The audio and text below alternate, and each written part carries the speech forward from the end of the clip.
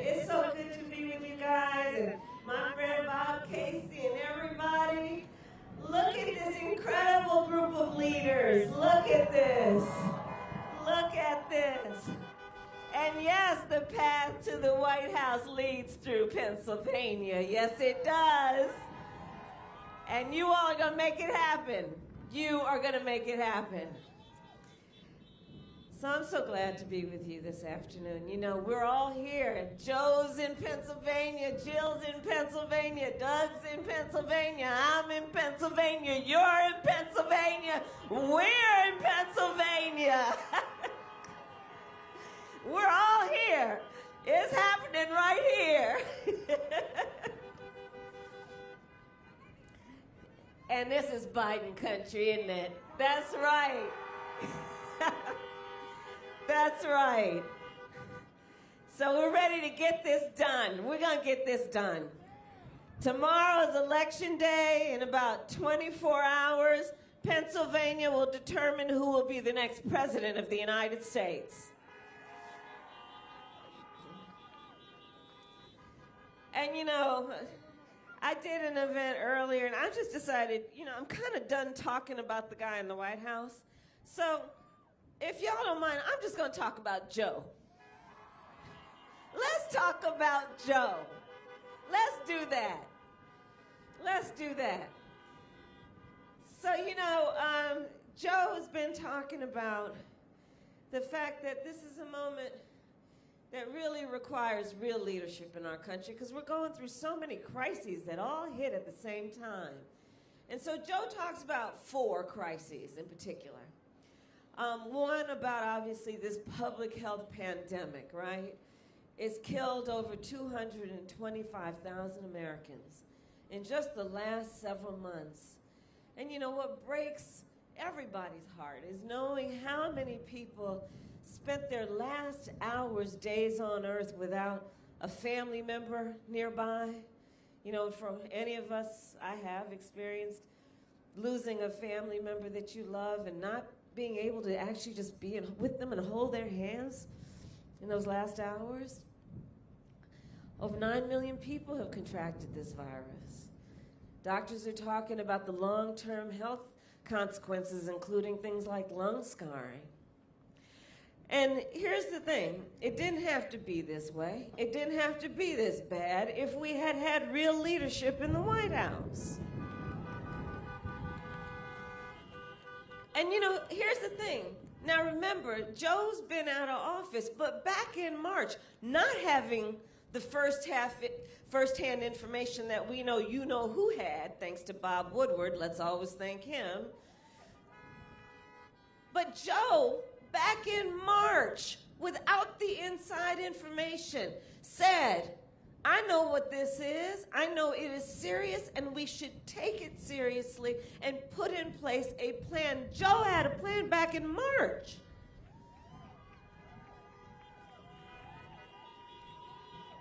Because remember, Joe has dedicated his life to public service. Joe was there to deal with Ebola. Joe knows the responsibility of the highest office in the land to deal with issues like this. So back in March, Joe talked about a plan. Joe understands when we're dealing with a public health crisis, we need to kick in one of the most fundamental responsibilities of government, which is to concern itself with the health and well-being of the American people. Joe understood that back when he and President Obama, Barack Obama president, Joe Biden vice president, pushed through the Affordable Care Act, which was one of the most major and influential public policies we had seen since Social Security. It brought health care to over 20 million people that didn't have it. It protected people with pre-existing conditions. Raise your hand or honk if you know somebody with diabetes or high blood pressure or lupus or a breast cancer survivor.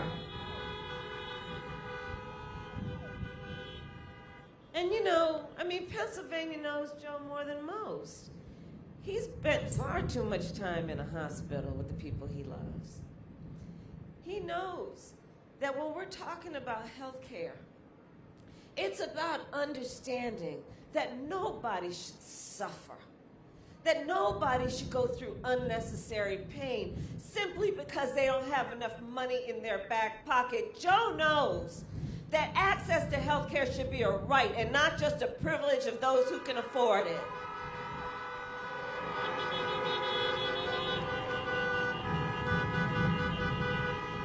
So everything's at stake in this election because Joe is saying, unlike the other guy who's trying to get rid of the Affordable Care Act, Joe's saying, no, we're going to build on my success, meaning his success, and we're going to expand protections. We're going to bring down the cost of premiums, bring down the cost of prescription drugs. We're going to lower eligibility for Medicare to age 60. We're going to deal with the fact that when we're talking about health care, you got to understand the body doesn't just start from the neck down. It also includes the neck up, and that's called mental health care.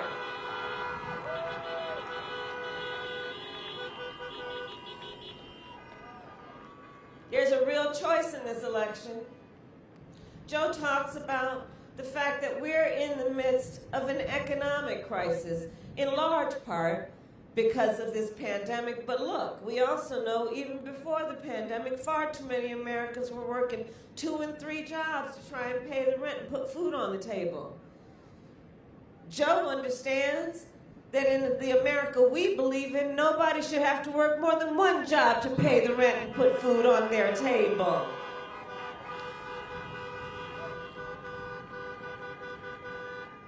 Joe says, you want to talk to me about the economy and ask me how the economy's doing? Then I ask you, how are working people doing? How are working families doing?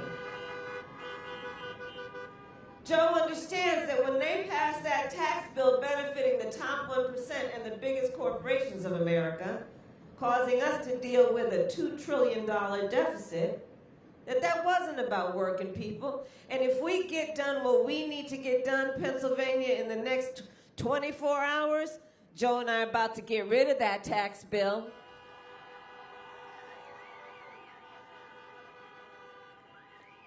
And invest that money in working families, invest that money in infrastructure, building back up our roads and bridges, partnering with the building trades, the carpenters and the plumbers and the electricians, knowing their apprenticeship programs are the best in the world, building up America's workforce, investing in our auto industry, making our auto industry the largest manufacturer of electric vehicles.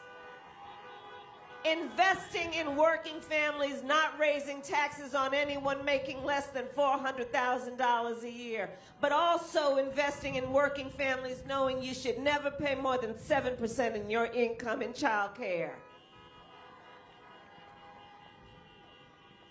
Investing in our students who come from families who make less than $125,000, saying if you go to a 4-year public school, including an HBCU, you will go for free.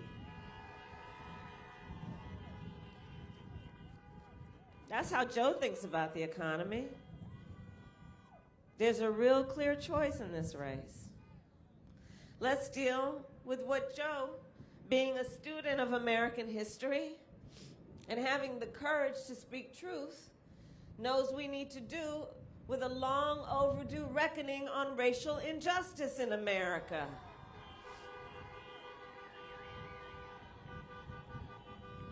Joe has the courage to speak a term the other guy will never say: Black Lives Matter.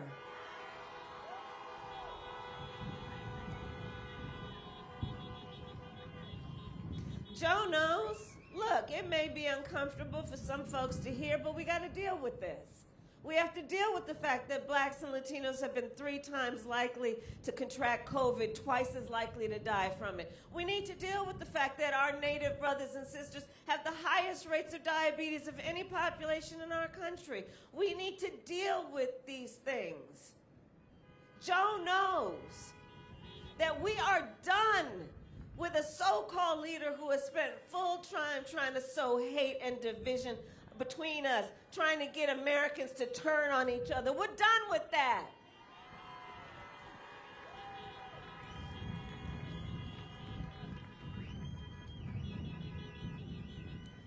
And Joe knows that the true measure of strength of any human being is measured not based on who you beat down, it's measured based on who you lift up.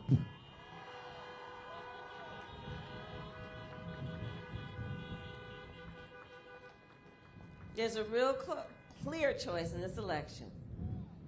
Joe talks about the climate crisis, because he's clear about that too. He's clear about the fact that, y'all know I come from California. He's clear that the West Coast is burning.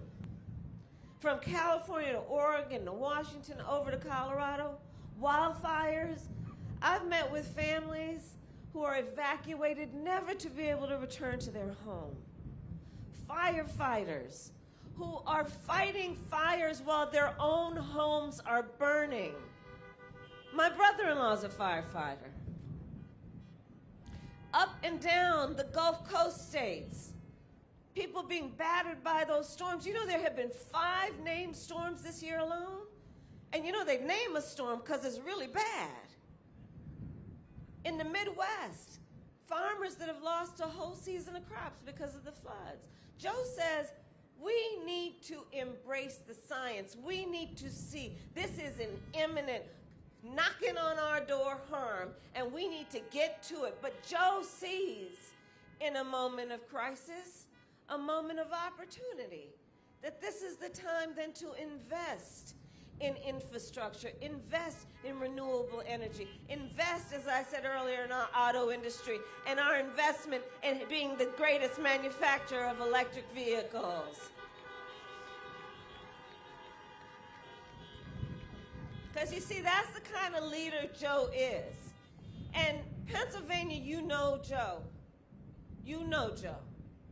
Joe has seen more hardship than most should ever have to experience. Joe has suffered more loss than anybody really should have to suffer. And I'm going to tell you something about Joe that I know and I know you know. In the midst of any crisis he has faced, he sees always a moment where hard work and determination and faith can see you through to see the opportunity of the moment. And on all of these issues, that's where he's at, because he believes in the American people, and he believes in the strength of who we are as a nation.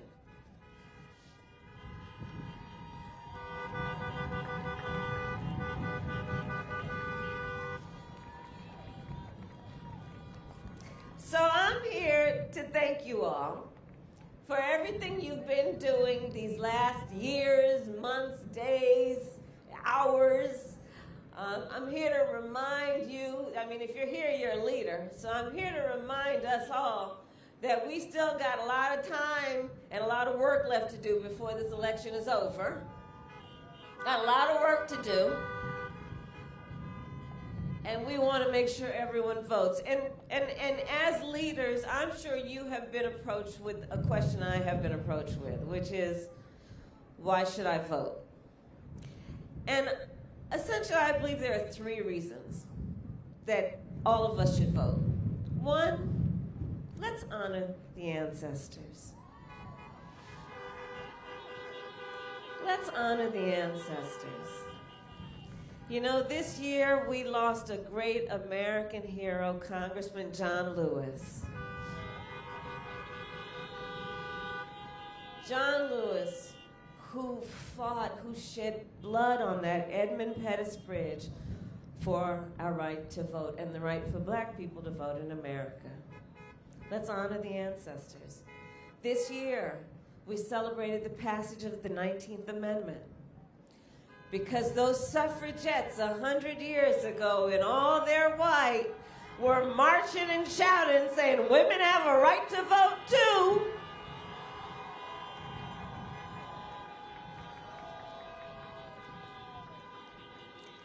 And let's always, Bethlehem, also be true to history. Black women couldn't vote until 1965. Got to deal with that. But let's honor the ancestors, because they imagined a moment like this, where they wanted us to stand up for our rights and stand up for our ideals. So that's a reason to vote. Reason number 2, everything is at stake. Everything is at stake.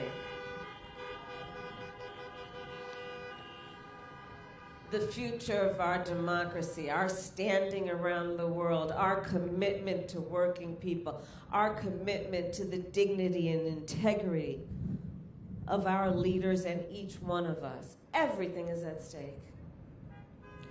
Number 3, you know, I've been traveling the country. I've been here in Pennsylvania before, of course, and I was just in Georgia, I was in North Carolina, I was in Texas and Florida just in the last couple of days. All over our country, you know that there have been very, very serious attempts being made now for years to try and suppress the vote. Attempts to try and make it difficult and confusing for people to vote. I mean, look, in Texas, you know, they were picking up drop boxes. They said there could only be 1 drop box per county. I was in Houston the other day, in Harris County.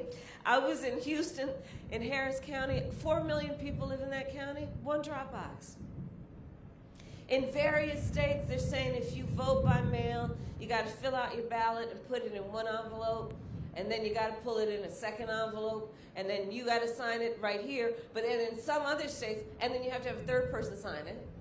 Yeah, like a different person. Like, it's bananas, right? And so all of this is happening, right? I mean, they're even messing with the post office. Like, the post office. The nicest people work for the post office. They're messing with the post office. And you gotta end the census. And what we have to do, though, in this moment is ask, why do you think so many powerful people are going out of their way to try and make it difficult and confusing for us to vote?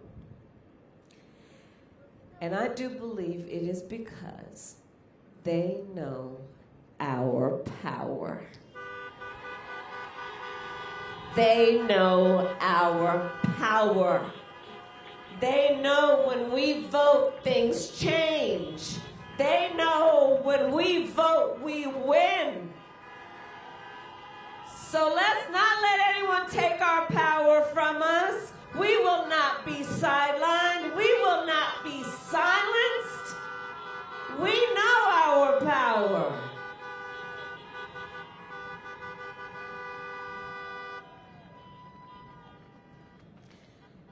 And my final point then is this. This moment will pass. And years from now, our children, our grandchildren, and others, they're going to look in our face, they're going to look in our eyes, each one of us, and they will ask us, where were you at that moment? They will ask us, where were you? And here's the thing I know. We will tell them so much more than just how we felt. We will tell them what we did.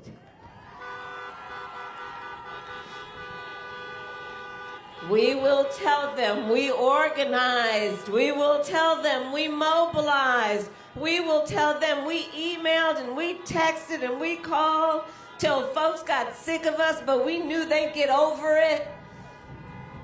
And we will tell them, Bethlehem, that we elected Joe Biden the next president of the United States. Thank you.